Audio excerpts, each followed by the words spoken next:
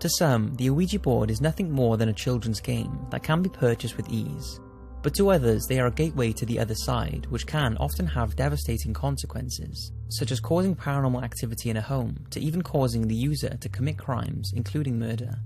This has strengthened people's beliefs that, real or not, Ouija boards are best left alone.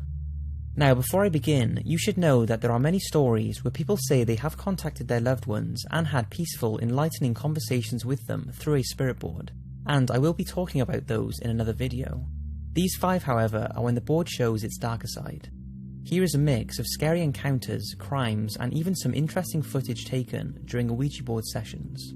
Sit back, hit those lights, and enjoy. Michael McCallum. This Ouija board story unfortunately does not just end with a bad memory, but a life and a sentence to the UK's most infamous mental hospital.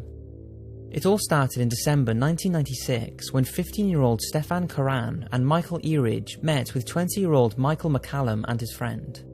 They all knew each other but were not overly friendly with McCallum. Regardless, they decided to go back to his flat to watch some videos, and from the moment the boys walked in, they knew something wasn't right. Michael McCallum was a devil worshipper, and his bedroom was a shrine to Satan. On the walls were posters of torture and human sacrifice, and the words Devilman Killer 666 was etched onto his TV screen. Lying amongst books on demonic topics was a makeshift altar and an Ouija board. All 4 of them decided to sit around and play. McCallum started the game by asking, "If you are Satan, what is it you want me to do?" Before it could answer, things took a dark turn when McCallum's older friend put Eridge's hand on the glass and told him he would chop off his fingers if he didn't do as he was told. The 2 boys panicked and tried to escape, but Eridge was hit on the head by McCallum and then violently stabbed by him 11 times.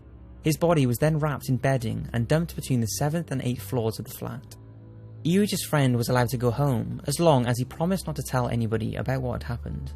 After leaving the flat with his life, he of course reported what had happened and McCallum was arrested that night. At the time of his arrest and during every court appearance, Michael smiled and claimed he was buzzing from the killing, telling police that all of a sudden I started attacking him and a voice in my head said kill him. The Ouija board told me to buy the knife and the demon madness told me to kill him. The glass also spelt out the words kill. At his trial, McCallum was assessed and sent to Broadmoor Psychiatric Hospital for an indefinite period, with the judge saying there was a major risk he would offend again.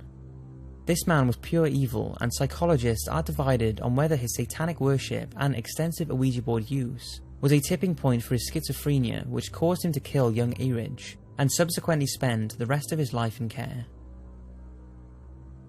The possession of Lucia Jimenez.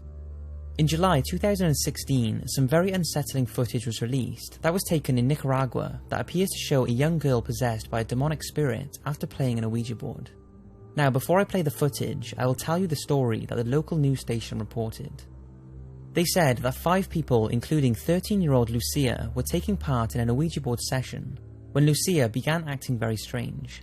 A priest was quickly called as those around her believed she was being affected by the board and was becoming possessed. When the priest arrived, he acted immediately and began performing an exorcism to rid her of this believed evil spirit. The girl recited back what the priest was saying before throwing up, which is said to be a common practice during an exorcism to suggest the devil has been banished. All of this was caught on camera, so take a look and see what you think.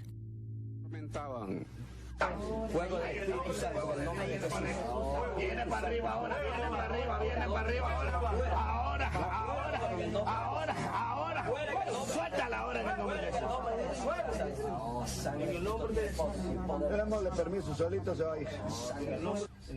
Mire cómo